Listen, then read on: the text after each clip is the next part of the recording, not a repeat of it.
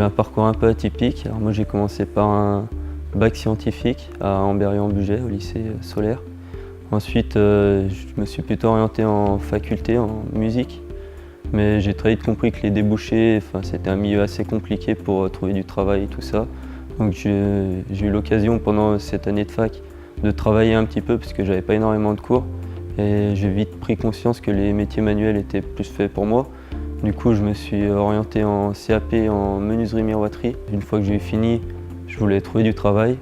Bon, pendant un an, c'était un peu compliqué. Et au final, j'ai opté pour une nouvelle formation en BTS Système Constructif Bois et Habitat. Donc, je me suis dit que ça pourrait être en complément avec mon CAP. L'ossature bois, je posais des fenêtres, tout ça. Je me suis dit que ça pouvait plutôt bien coller. J'ai cherché un peu les formations diplômantes sur internet et là j'ai vu qu'il y avait une MFR à proximité de chez moi qui passait cette formation. Les avantages d'une formation en alternance, c'est que ça me permet, quand je suis à l'école, d'apprendre les dimensionnements du bois, les plans, tout ça. Et en entreprise, je peux mettre en pratique plus la partie taille de charpente, la pose. J'ai une passion pour la musique. Alors j'essaye toujours de faire de la musique dès que j'ai le temps.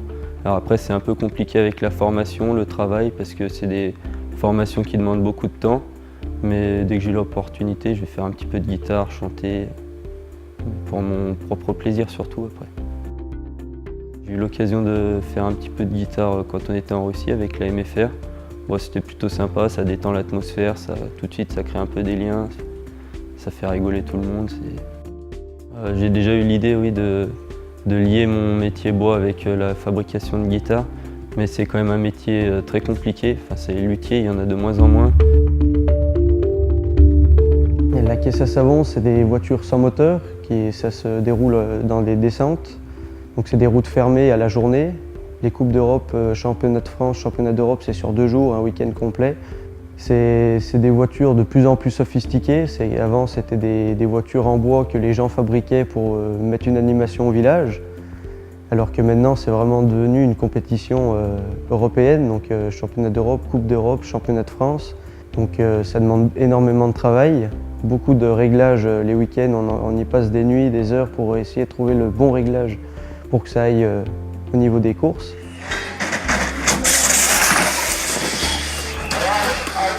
La passion avec la caisse à savon, c'est assez compliqué avec l'école parce que ça prend beaucoup de temps entre les déplacements, les week-ends complets.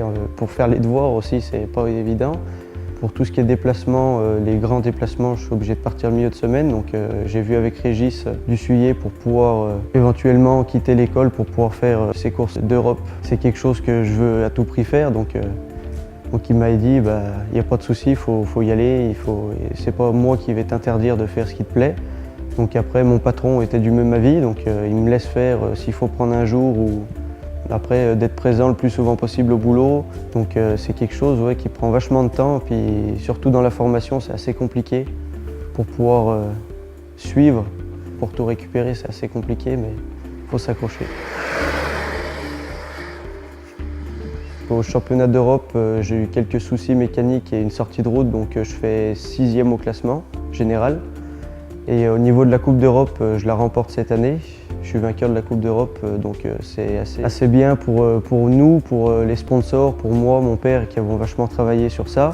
Et puis ça a fini par payer, c'était vraiment ce qu'on voulait cette année. Même si la voiture était nouvelle, on a essayé et puis on a réussi.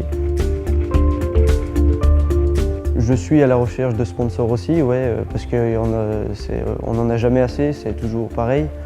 C'est de plus en plus compliqué à trouver des sponsors, surtout dans ce domaine-là, parce que c'est pas très connu. Quand on en parle, souvent on nous rionnait parce que c'est pas. Après, quand on leur montre les vidéos, ils sont assez surpris. Donc on arrive à en trouver, mais il faut du résultat. Sans résultat, c'est très très compliqué.